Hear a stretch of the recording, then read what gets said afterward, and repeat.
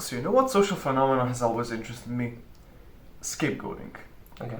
And it's a lot more prevalent than people think because it appears in a lot of subtle forms. Usually when people look at scapegoating, they look at it from a major political scale, like, oh, this person blaming that for that, this person blaming that for that. But actually, it's more common in day-to-day life than people realize. Because when it's used in a political context, it's usually used to produce some desirable effect, like I cast as bare lie, or to remove one's to pass the blame to someone else, basically. Yeah. And that's kind of the same in real life.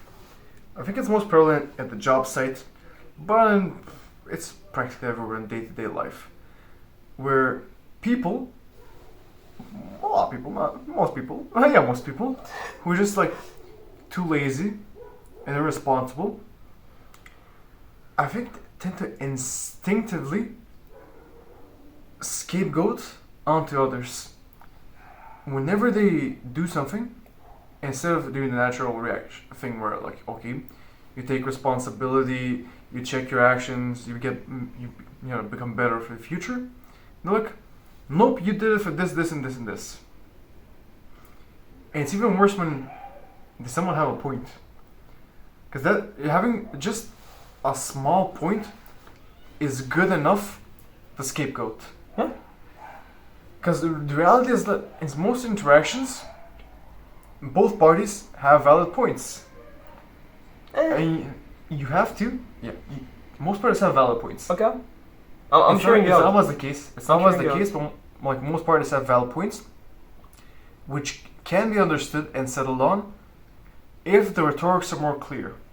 Yeah. But that takes a lot of effort. That takes a lot of time. And what's easier? Scapegoating. Oh yeah, you're like this, this, and this. This why I'm obviously better. No, you're like this, this, and this why I'm obviously better.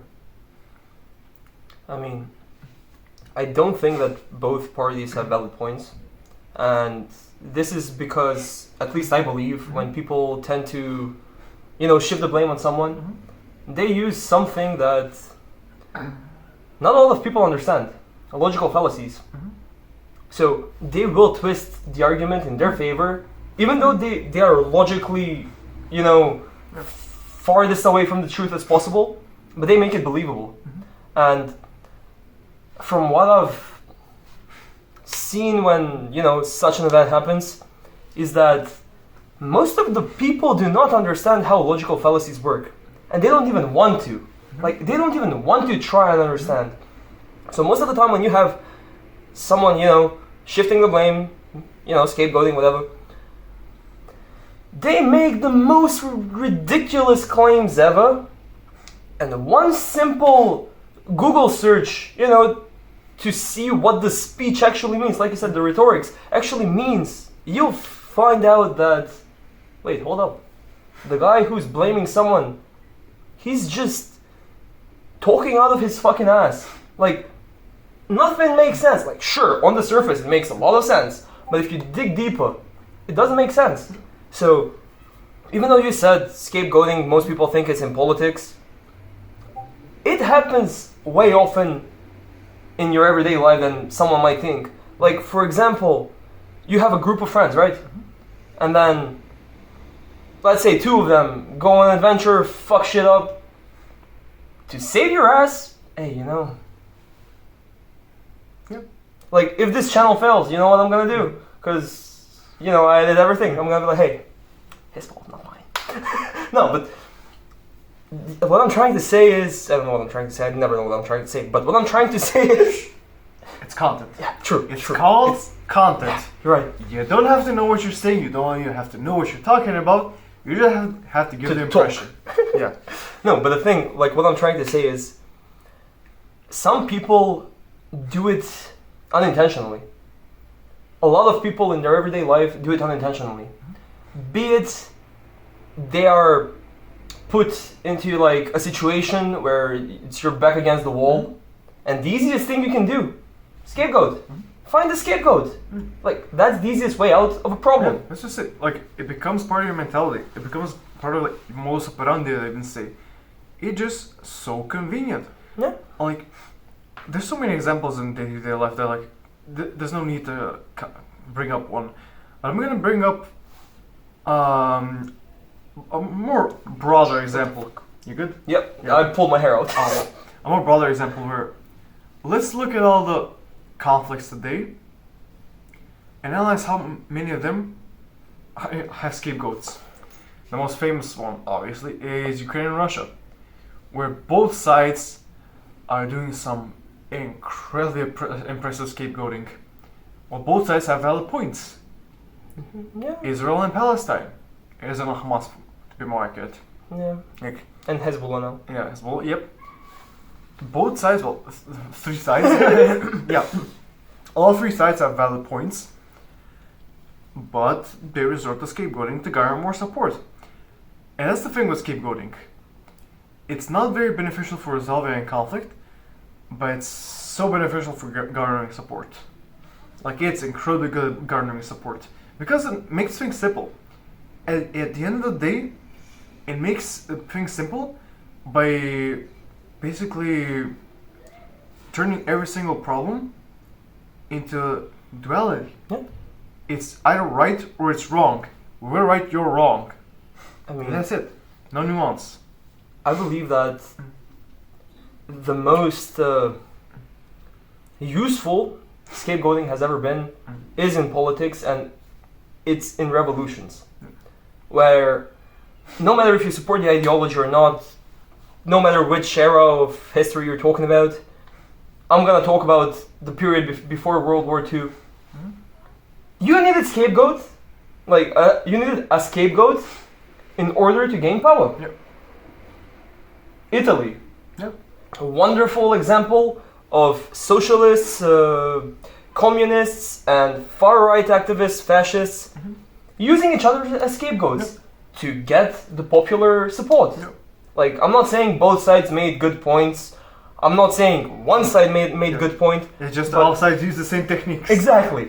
Like, scapegoating has been a part of humanity and human behavior for as long as there were humans. You go, okay, you, me, go hunt pig. All's good, then bad. Pig, run away. I have arrow. You scared pig. Me no miss shot. You scared pig. We starve. Like, Yeah. it's a stupid example, but it has been always part of our nature. So, I personally think, as I said before, if people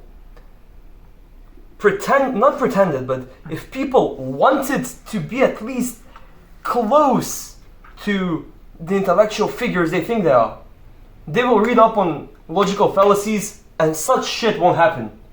I mean, Dude, what's the most used technique that politicians, use every day? Straw man. depends where. On the Balkans, ad hominem. Okay, yeah, fair. In the But West, yeah, it's showmans. it's straw mans, it's spinning, Yeah. ad hominem again, Red herring gets particularly which are popular. all Yeah. logical fallacies. Like, if people actually paid attention, or took a logic class, or opened Wikipedia, like, imagine Yeah. saying open Wikipedia, they will know that, okay, everyone's fucking bullshitting, what the fuck? Like, why are we hating on each other when, it's that guy who's trying to be like, oh no, I'm gonna be the savior, haha, no, like, fuck Reminds me you. of, I was talking to a friend today, You have and friends other than me? I know it. I'm cheating on you. And he reminded me of a quote, but I don't know who it was. If it was an ancient Roman statesman or an ancient Greek philosopher. But basically, the quote went like this: "A person who can read but doesn't has no advantage over a person who is illiterate." Yeah. And it's one of the biggest shames of human existence, where most of us nowadays in the 21st century are forced into literacy, which I'm glad. It's good. It's so good to be forced into literacy. But most of us still do not cherish that. Yeah. And we come up with a variety of excuses not to basically use our literacy to read, to expand our minds. And these are some of the things that is rhetoric's logical fallacy. Yeah. You should study those things as a basis, and it'll help you so much. Like, I say this. There's only a handful of skills that you need in life for your life to become exponentially better.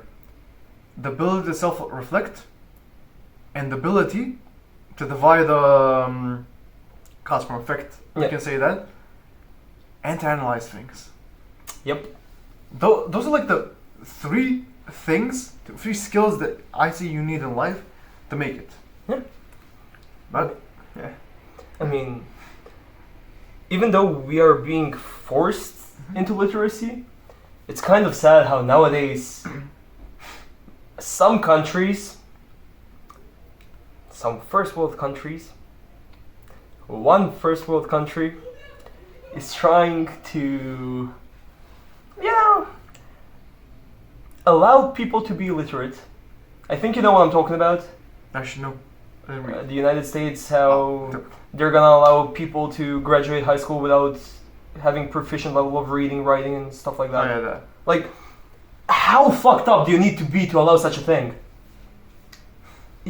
I mean, I get it. As a politician, you would want people like that because they're easier to control, but as a person, why the fuck wouldn't you want to know how to read proficiently?